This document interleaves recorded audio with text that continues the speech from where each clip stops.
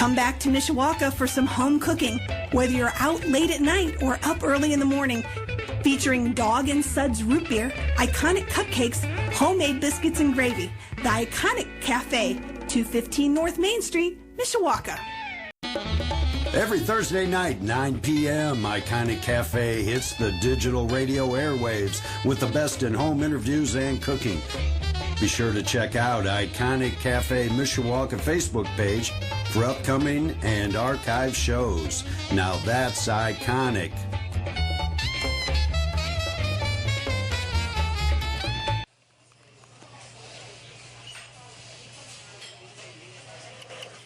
Hey, we're on the air. Welcome, Iconic Radio. This is Bruce Tassel, your host for Thursday Night Live. Got a great show tonight. Brett Eastburn is on. Brett will come up shortly, but I really got to thank him and Adam Nelson for coming on and getting on the show. Like I said in our Facebook, I haven't met Brett yet. And we're doing this by phone, so should work out really well. Of course, Bill, the owner, it's his birthday, so everyone wish him a happy birthday. And, of course, we got to do weekly events by his sponsors. At the Phoenix Grill, that's downtown Mishawaka, Thursday night is Open Jam. Friday will be Ground Control, and Saturday will be the High Five Band. And, again, that is Mr. Tim Spite, piano player, and Bill McDonald's birthday party. So make sure you come out to that. Of course, 5-Star Dive Bar, Great Bar in Elkhart. Jason, open stage Thursday night with Paul Erdman Band, great band. Got the Freak Show on Friday. And Southern Straightaway on Saturday night. Of course, you know, 5-Star's got one of the best stages in the area.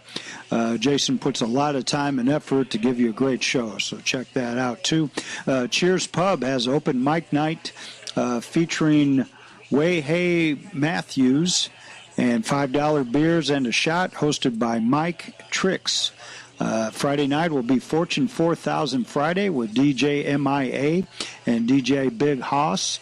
Saturday night will be the All-Star Night Volume 2 featuring Dina, Jake Borowski, Justina Grace, and Doe Hesh. And, of course, tonight, Bill is downtown in Indy. There is no Radio Classics coming up, so I'll be back next week. So we're going to go now. I got Brett on the phone. I'm going to put him up to the speaker, introduce. So, Brett, how you doing this evening? I'm doing great. How you doing? Very good. Glad to have you on. I was fortunate, Brett. I called you just before the show. And what the thing we got it, I said about some history, and you said, Bruce, why don't you describe me? And you kind of threw me for a loop, and I got on the website, and so I'm going to take a shot at it, if that's okay with you. Yeah, go right ahead. What would you like to drink? Well, 10-4. And, of course, how you look to see Brett, you get on his website, and that is BrettEastburn.com. That's B-R-E-T-T and EASTBURN.com. So if you're on the Internet now, get on there. The one thing, Brett, I was looking at the pictures, and I did like a circle. You know, I went 1, 2, 3, 4, and then I got to your face. And I stopped there. And with your face, your smile, your presence, I didn't want to look anywhere else. And I don't know how better to describe that. But to me, you just your charisma just comes out, even in a picture. And after talking with you, that makes me believe it so more with that. Right, well, just describe my arms and legs,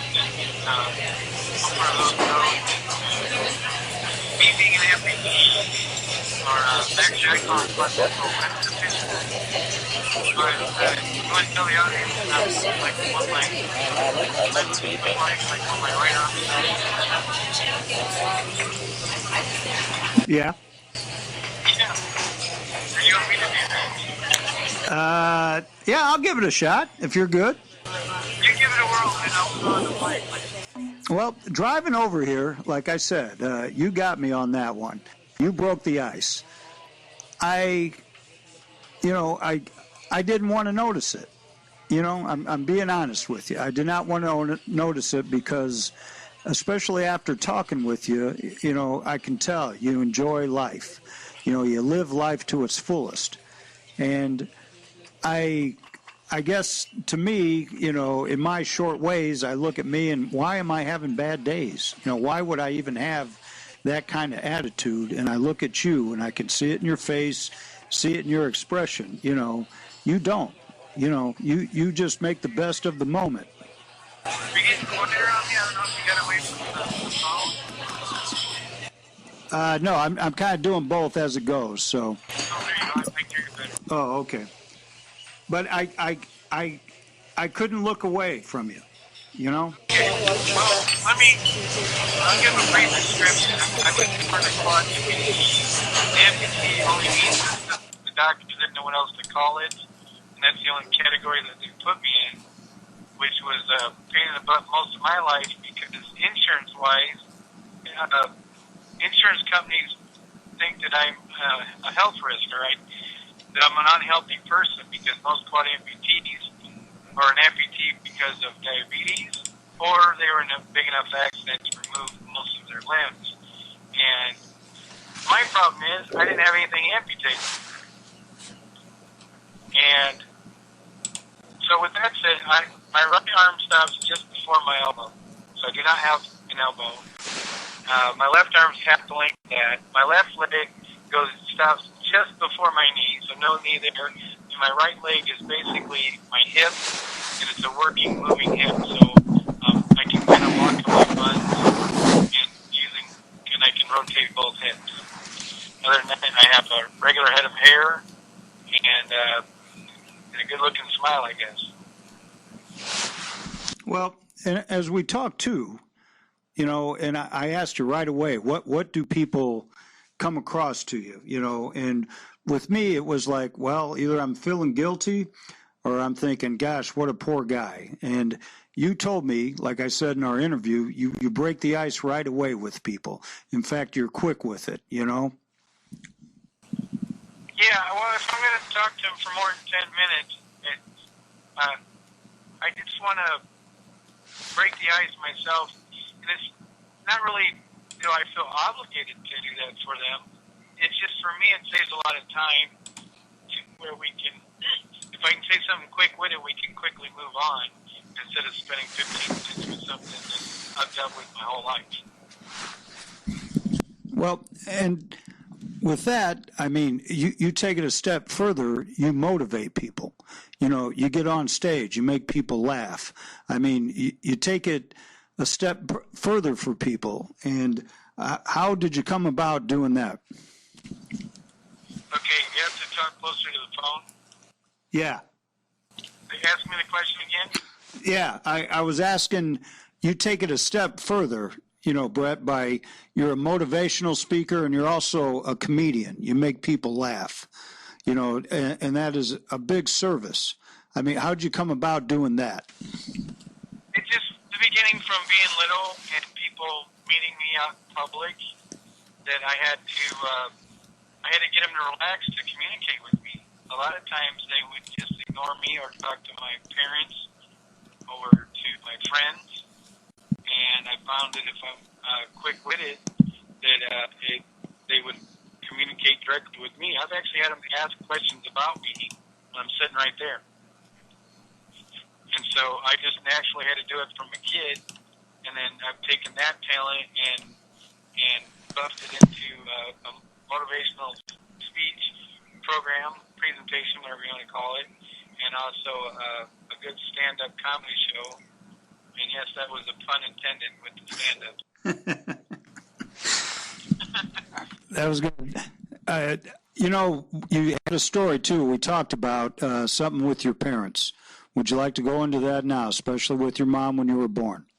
Yeah, well, a lot of times, especially in my comedy show, I originally talk about how people react to me the first time. And I've got a couple really good jokes about how people accidentally treat me in the beginning.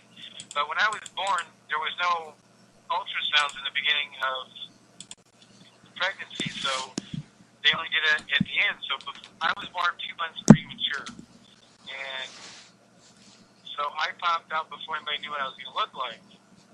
And the nurses, the doctor, everybody in the room got this weird look on their face, and they kind of whisked me out of the room.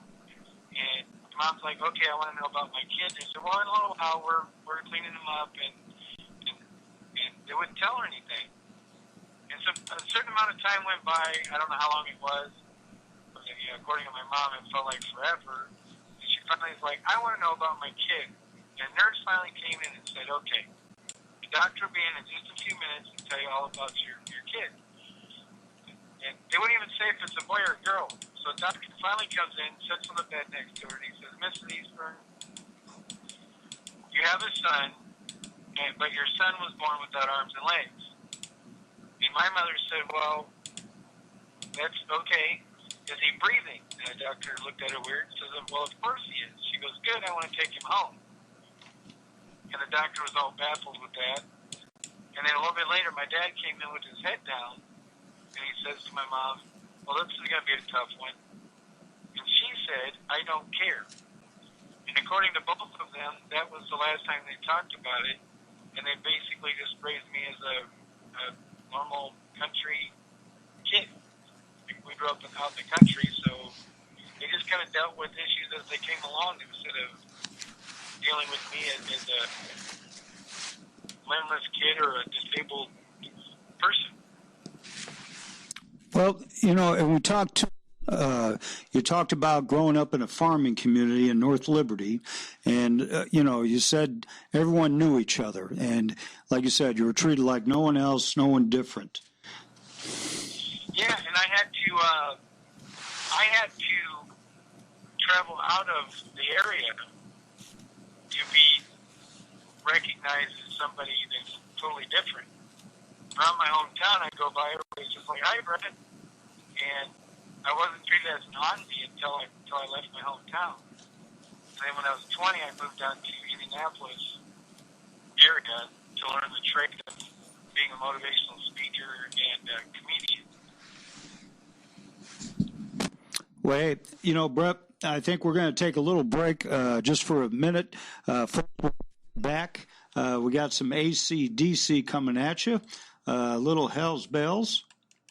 And so stay on the line. We'll be right back. This is Iconic Radio.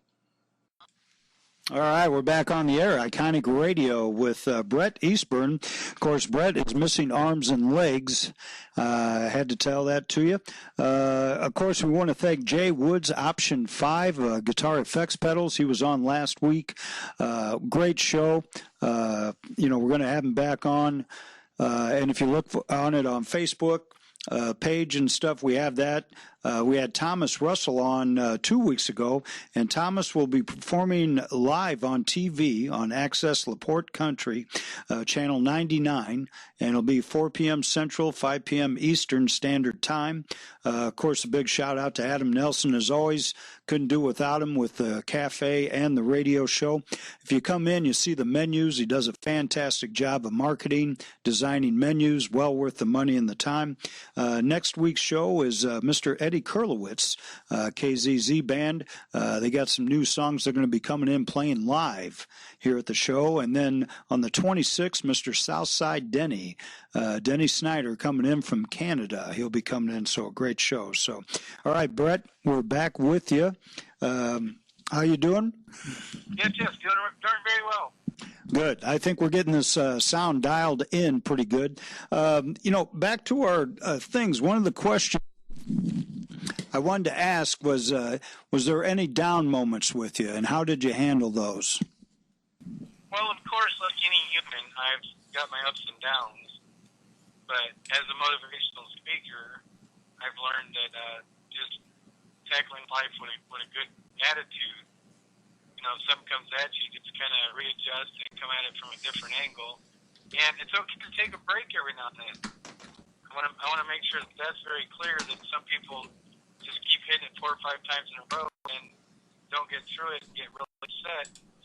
And one example of just being human, I was in the 7th grade, and my electric wheelchair had broken down. And let me back up a little bit. You said I was born this way. I don't have arms and legs, but I kind of do. My right arm stops right before the elbow. My left arm's about half that length. My left leg stops before the knee, so there's no knee there. And then my right leg's a hip. So I can hop around, but a lot of times I use an electric chair. And in the 7th grade, it broke down, and they didn't give me a new one or get that fixed for a couple of months. And I originally got around on the skateboard for a while going to class, and that physically wore me out. And we tried a manual wheelchair, and all I could do was circles because I've got one long arm. It was kind of a joke there. And then my friends were pushing me, and then they got tired of it, so a teacher assigned a student per day to push me, and the bell would ring, and I'd get up and run out of the class and pretend to forget me.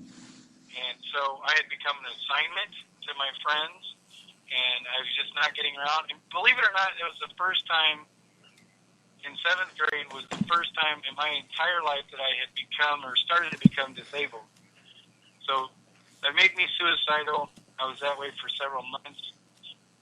And 7th grader mentality, I got to thinking, well, if I'm about ready to hit rock bottom and I'm like a little rubber super ball, and if I hit bottom, then all I can do is go up from there. And little rubber super balls go up really fast. So if this is as bad as it gets, then all I can do is go up from there. And so I decided not to. And I was right. I got a new wheelchair. I got friends. And I moved on quickly, and I've never considered that again. So thank goodness for 7th grade mentality, huh? Well, do you think kids made fun of you, or do you think it was they're being kids? I mean, how would you describe that? Was it intentional, or, you just kind of took it that way? No, growing up in a small farming community, they all knew me. So they were actually glad to push me in the chair to begin with because they could go fast and ride on the back of the chair. But after 3 or 4 days of that, it got old to them because it's 7th graders, their attention span doesn't go past a few days. And I just became an obligation instead of something fun to do. So that's why they were leaving me behind. But I've had kids make fun of me, and I've been bullied. Everybody's been bullied before. And I think adults get bullied. We just call it something else or react different. One kid came up to me. I was probably 3rd grade. He was probably kindergartner. We're in the hallway together, and he just came up and pointed at me and started laughing hysterically. And it kind of caught me off guard. And I got mad. I wasn't really mad, but I was upset. So I got out of my chair and I picked him up. And I set him down. And I got back in my chair and left. He was crying when I left him. So I didn't hurt him, but I scared the tar out of him. And as soon as I did that, I realized that's not the way to deal with it. I could have talked to his teacher and had to explain it to him more later, but he just thought I was hilarious. So I guess that was the beginning of my comedy career. Well, and also your wrestling career. Like you said, I talked to you too. You wrestled in high school. What was that like? Well, I wrestled for John Glenn out of Walkerton, Indiana, and I wrestled middle school and high school. High school, my senior year, I was an A-team captain, and my first 3 matches of my senior year, I pinned the guy in the first round. I got 6th in the state of Indiana, 3rd in regionals, and 4th in the nation in freestyle wrestling. And high school, my record senior year was 14-12. But the 4th in the nation in freestyle, I didn't realize I was only 2 slots from possibly going to the Olympics. And I'm talking regular able-bodied competition. When they go to pick guys that they're going to train for the Olympics, they look at the top 2 wrestlers at nationals for AAU, Amateur Athletic Union. So I had a pretty good run when it came to wrestling. What would you do when you matched up with people? Would you stare them in the eye, or would you look away? Obviously, I'd be sitting on the ground.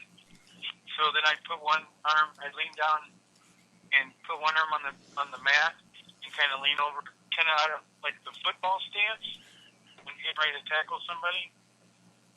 A lot of times I jump at them or bark at them. I wasn't a nice wrestler.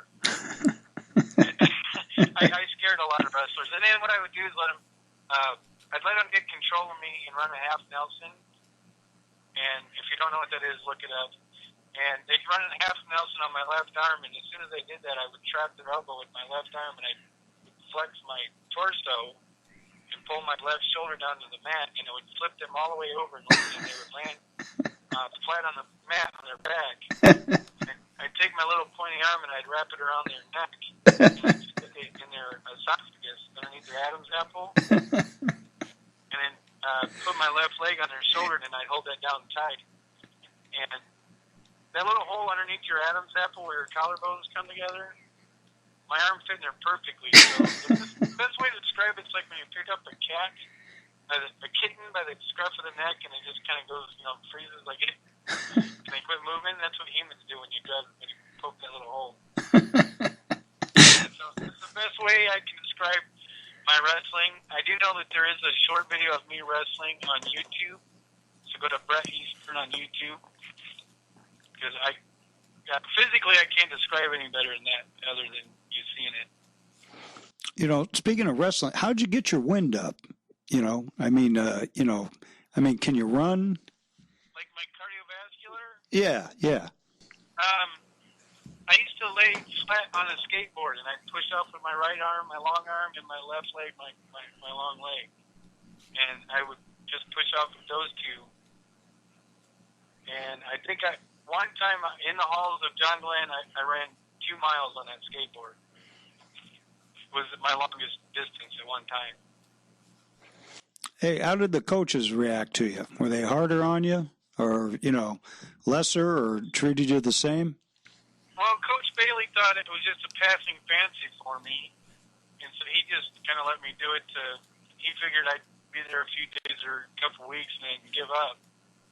And then he said, after a while, I just kind of took right to it. And then different moves, just like my teachers in elementary school when I was learning how to write, different moves, I would try it, and then the teacher's like, well, try it this way.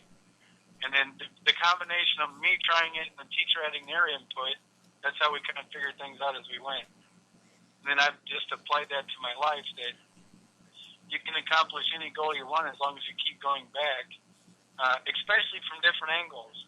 Because it's the moment that you quit, it's the moment that you say, I can't, is when it's over, because you're not going to try. And Brett, why do so many people quit now? What's your opinion of that? I call it the strike three and you're out, the baseball theory, and that's just where they give 100%, 110%, and they try 3 times. At 110%, they give it all they got, and it just doesn't happen. And they're like, oh, I must not be able to do that. I'm not the type of person that can do that. And for me to throw a football, I probably tried hundreds of times before I actually got it to turn into a spiral.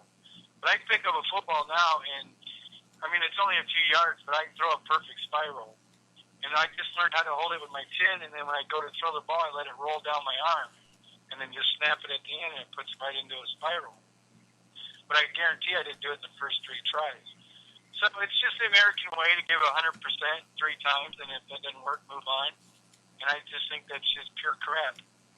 I think you have to if you want it bad enough, you keep going back. The only reason you should quit something is if you decided that it's not worth all the effort you're putting into it. Now, is what you're talking about right there, is that in your book? All that, the strike three and you're out theory is in my book. All my big theories that I have in my life that I've applied to my own life is at the beginning of every chapter. So the strike three and you're out is the beginning of one of my chapters. And the name of my book is I'm Not Missing Anything. And obviously you can get that on brettEastburn.com. It's also on an ebook. Kindle, and you can order on that. I think it's $9 something. If you order the book from my website though and ask me, I can sign it for you. The ebook I cannot sign this ebook for you. But all that's in there. That suicide story, the story about my being born and the doctor dealing with my mom, all that's in there. And especially where I was born, that story I told much better in the book than I told it today. But yeah, all that's in the book. You know, back to your website, too. One of the pictures I was talking to you about is you putting ketchup on French fries. And to me, that stopped me in my tracks when I saw that. And I thought that just summed up you perfectly. Do you know what picture I'm talking about? Yeah, and see, to me, I know a professional photographer took that.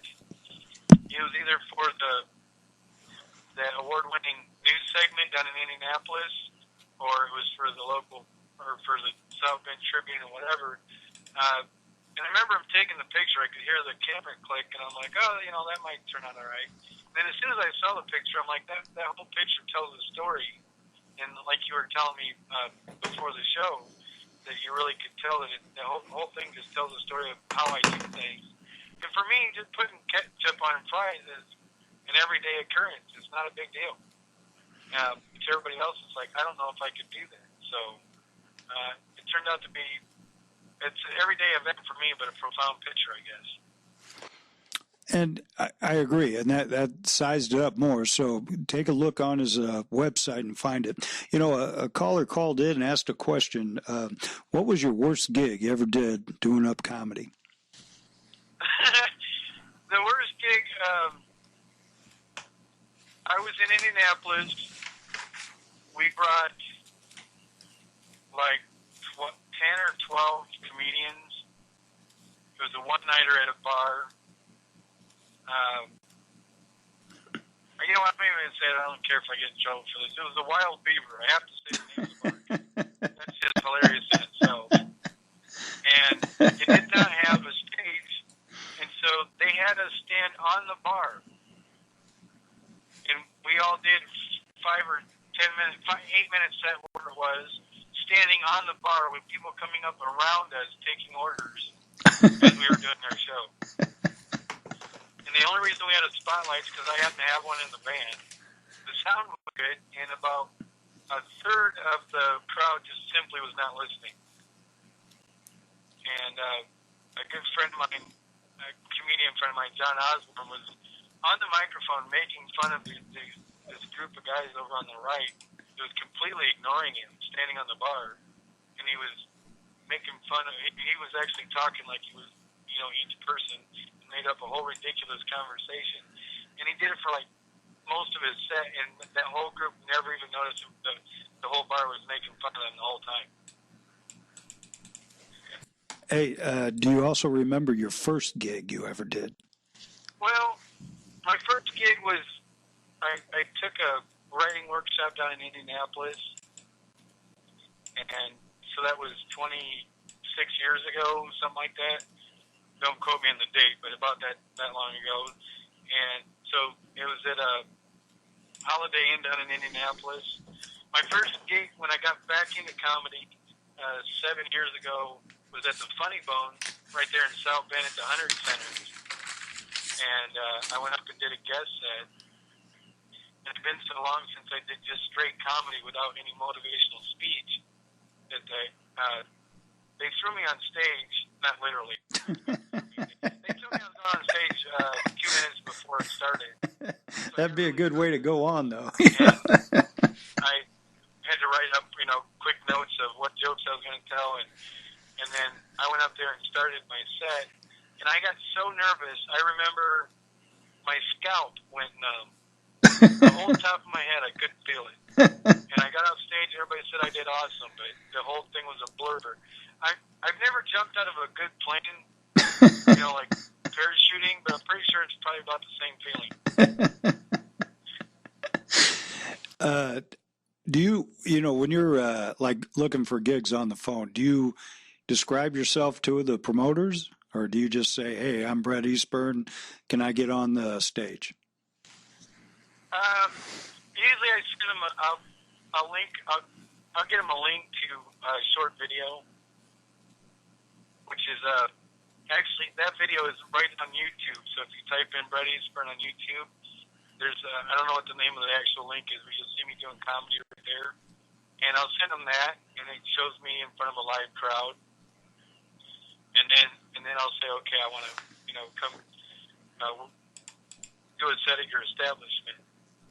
So usually they've seen some footage of me before I asked to work there. And how about the crowd when, like, the comedian introduces you?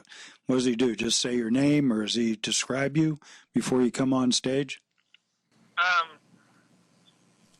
Anybody that introduces you, you write out a quick introduction, you hand that to them. Right. And so they usually just say what you tell them. And then I usually just start out, once they've introduced me and the other comedian has left, I just tell the crowd I used to chew my nails. Okay. And it turned chronic. All right. And crickets. Yeah, that's me. That's my voice. And how about the microphone? How do you adjust the microphone? Wait, I can't hear you.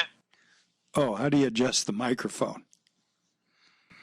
Well, I usually use a headset that I bring myself, but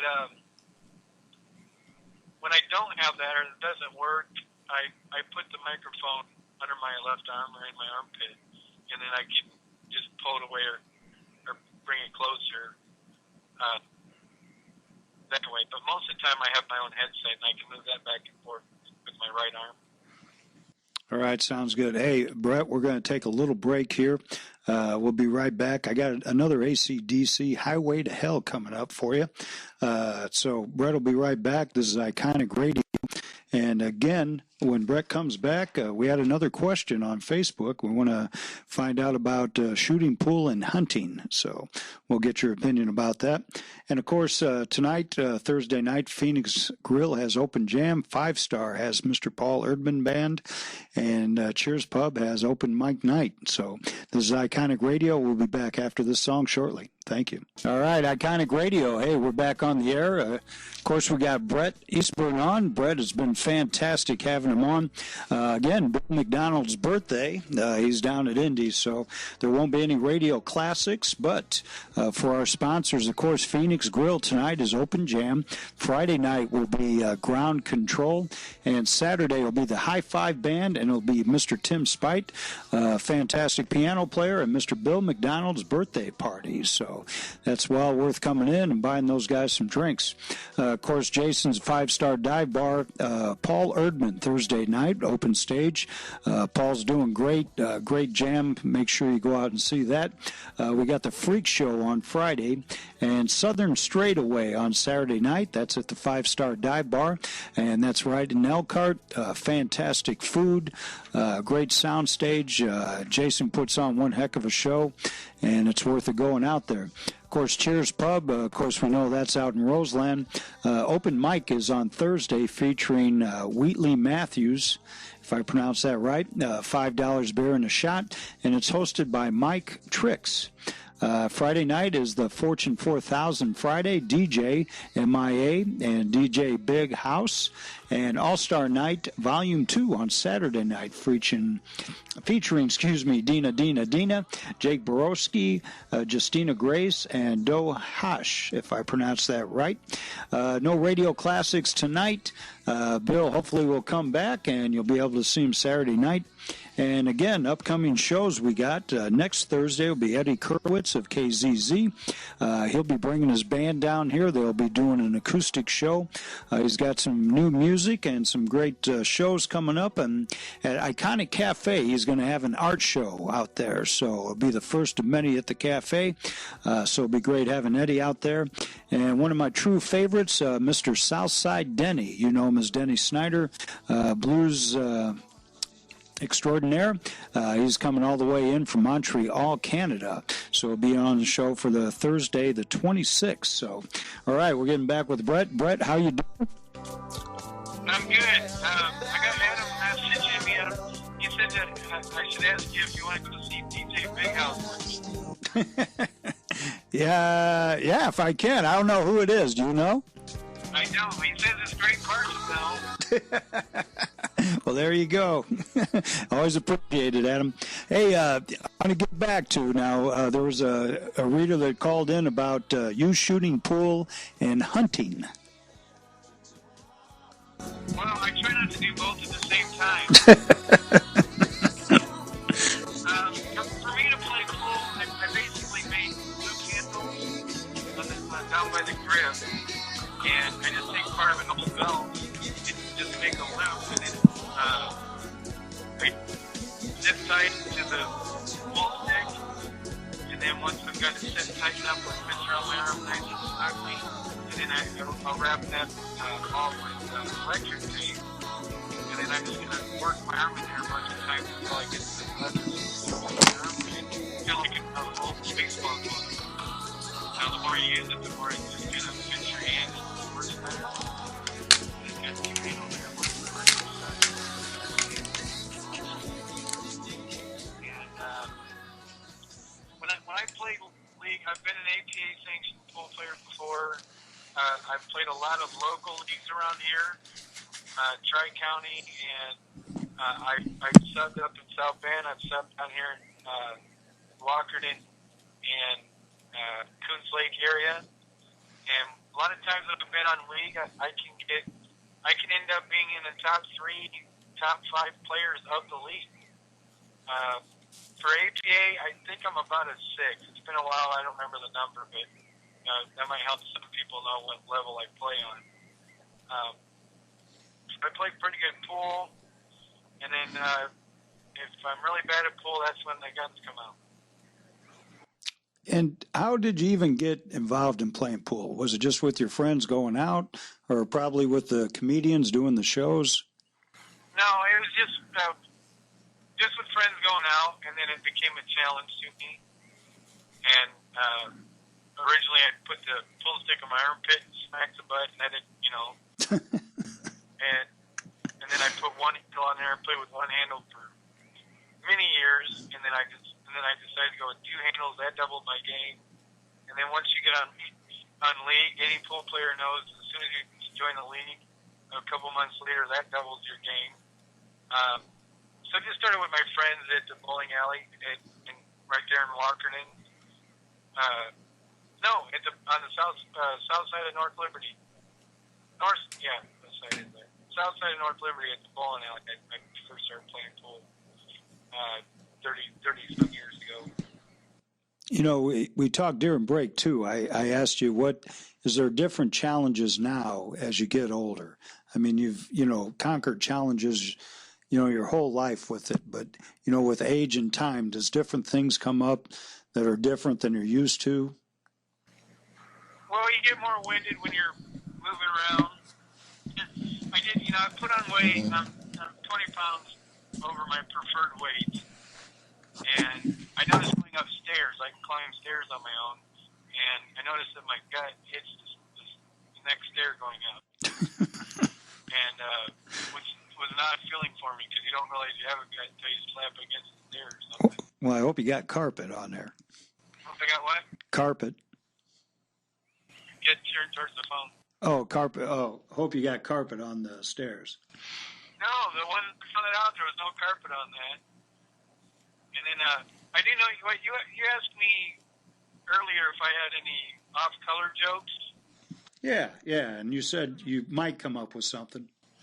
Yeah, well, my county set's fairly clean. A lot of people consider it somewhat of a clean set. A lot of people consider it very clean compared to some communities. But one thing that I tell in my show is I went to get a tattoo on my penis, and I wanted to read supercalifragilisticexpialidocious. What I ended up with was sup. Do you say that joke all the time, or what? That's in my any one night or any club or bar show. I'm going to tell that joke. At a corporate, I'm not going to tell that one at a corporate event.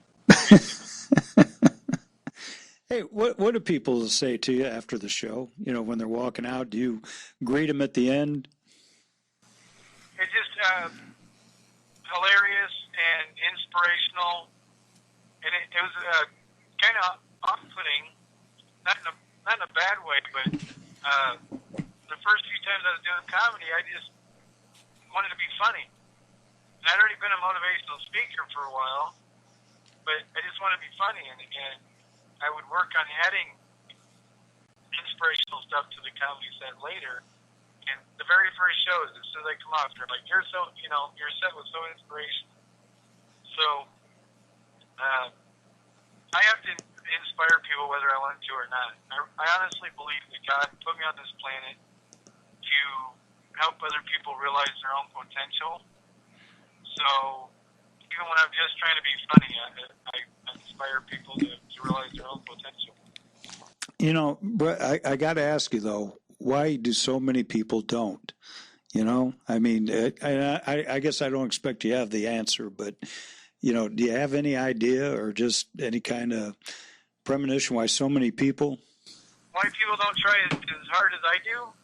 Yeah, to accomplish as much. I mean, to enjoy themselves. I think a lot of it's just the way that they were brought up, and I'm not blaming the parents here. I'm just saying society in general, it puts you in a category, and you hear that your entire life, and you just get used to, like, I can't go over there. They just told me I can't go over there. And for me, when you say I can't go over there, then I'm like, I gotta go see what's over there. I gotta go see what's over there. You know, grass is greener on the other side. I don't know. So most of it's just habit that they're taught that you can only do a certain amount and to not over push yourself. And that's why I made a big deal earlier about it's okay to take a break. It's okay to come at it from a different angle. But going back 100 different times is not over pushing yourself. Yeah, you know, but we always heard like Ben Franklin or Edison, you know, 1,000 times and, you know, to do it. But I don't know, even I don't do that. You know, you're right. It's like we're been trained to do, like you said, the baseball 3 strikes and you're out thing. But guys got it in their head that if they have a positive attitude and just foresee that they can accomplish it, it kind of happens for them. And it does for me if I know, and after I've proven it many times over my life, and then I started motivational speaking, and then backing up the theories that I've written, that if you just feel like you can do it and try it enough times, and it may take you 5,000 times. It just depends on if you want to put that much effort into it. Definitely. And, hey, why don't we go through your book again where people can get it and the website? Okay. Well, you can get my book at I'm Not Missing Anything is the title. You can go right online and get that through Kindle, or you can order it right through my website at BrettEastburn.com. That's BretTeastburn. And you can order it right through there, and you can do it through PayPal, or there's different payment options. If you don't want to do that, you can call me and do a check, or I'll meet you on the corner right here in my hometown, or whatever we need to do. Well, Brett, that's great. Well, hey, we're just about out of time. We got about 30 seconds left. Brett, I really appreciate coming on tonight. We're going to have you on again. And please, everyone listening, go to his website. It's BrettEastburn.com. He's got a couple of them on there when you Google it. And be sure to pick up his book. I'm going to buy it too. Yeah, just go to my like page on Facebook and like that. And then anytime I'm doing anything locally within like an hour and a half drive from here, I'll be posting that on Facebook. And I'll be doing a lot of comedy shows up here in the next couple of months because this is the time of year where they start booking me. So keep an eye on that. And so when I come and do the show with you live one-on-one, are you going to play rock, paper, scissors with me? Yeah. Yeah, I'll be on it. I'm a competitor too, buddy. I wrestled. I was a fish, but I'll give you a match. I'll do that for you. Well, I hope you know I'm going to win every time with that game. I'll explain that later. Oh, okay. So, I won't go there. Brett, always want to thank you. This is Iconic Radio. We'll be back next week. Be sure to check out Brett's website. Brett, thank you again. And we're off the air. Thank you. This is Iconic Radio. Again, thank you, Adam Nelson, for all your help. Brenda down at the Iconic Cafe. And, of course, my son, Sam. Love you always. All right, this is Bruce signing off. Thank you.